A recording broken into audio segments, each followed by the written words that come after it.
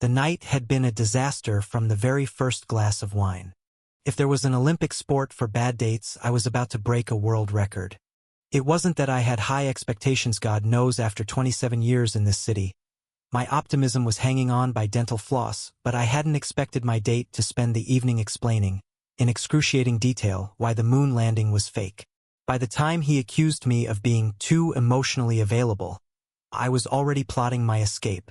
I grabbed my coat and bolted into the cold Manhattan air, my breath fogging under the street lamps. It was past midnight, and the city had that hollow, echoing quiet that makes you feel both invisible and exposed. My boots slapped against the sidewalk as I rounded the corner straight into a wall of muscle. Except it wasn't a wall.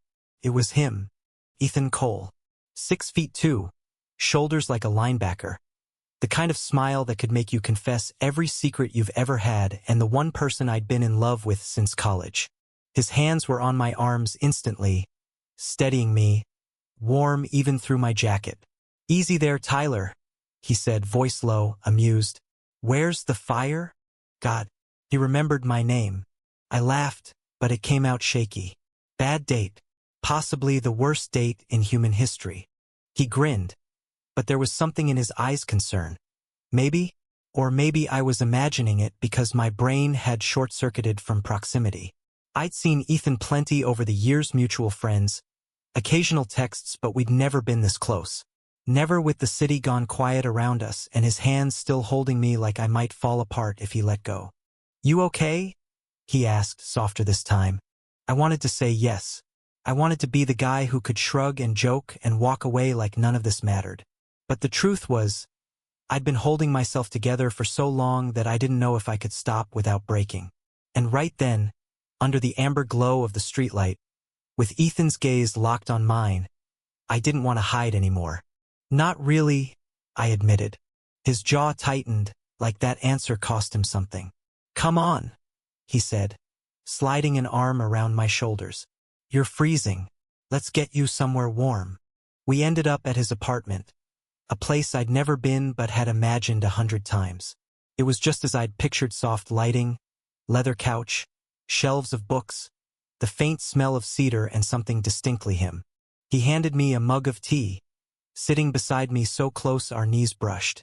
"So," he said, "tell me about this disaster date." I told him everything, exaggerating the absurd parts until he was laughing, that deep, warm laugh I'd always loved. But somewhere between the jokes and the tea, the laughter faded, and the silence between us shifted. "I've missed you," he said suddenly. My chest tightened. "We were never that close." "Not like this," he agreed. "But I always noticed you, Tyler.